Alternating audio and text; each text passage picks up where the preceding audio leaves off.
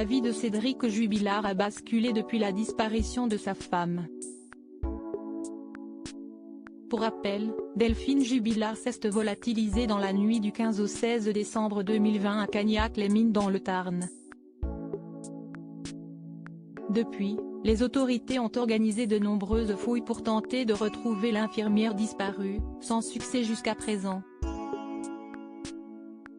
De son côté, Cédric Jubilard est soupçonné d'être à l'origine de la disparition de sa femme, avec qui il était en instance de divorce. Mis en examen pour homicide volontaire sur conjoint, il a été incarcéré le 18 juin 2021. Depuis, ses avocats ont déposé plusieurs demandes de remise en liberté, toutes rejetées jusqu'à présent. La chambre de l'instruction de la Cour d'appel de Toulouse a examiné la 6e demande de remise en liberté de Cédric Jubilard. Sans grande surprise, elle fut de nouveau rejetée mardi 18 octobre 2022, comme l'a rapporté le quotidien local La Dépêche. Les juges ont estimé que l'incarcération de l'artisan âgé de 35 ans est nécessaire pour la préservation des indices et la poursuite de l'enquête. Ce nouveau maintien en détention avait été réclamé par l'avocat général lors de ses réquisitions, durant l'audience du 11 octobre 2022.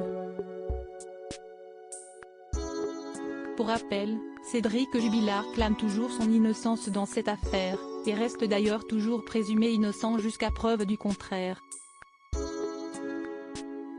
Disparition de Delphine Jubilard, une reconstitution des faits va bientôt avoir lieu. Le mari de Delphine Jubilard sera de retour à Cagnac-les-Mines le mercredi 9 novembre 2022, afin de participer à une grande reconstitution de la soirée durant laquelle sa compagne a disparu. En revanche, son fils aîné, Louis, qui est pourtant un témoin clé dans cette affaire, ne sera pas présent lors de cette reconstitution, en raison de son jeune âge, mais aussi de ses liens avec le principal suspect. Pour mémoire, l'enfant a livré un récit détaillé de la nuit où il a vu sa mère en vie pour la dernière fois, lorsqu'il fut interrogé par les enquêteurs. Il a notamment indiqué qu'une violente dispute avait éclaté entre ses parents ce soir-là.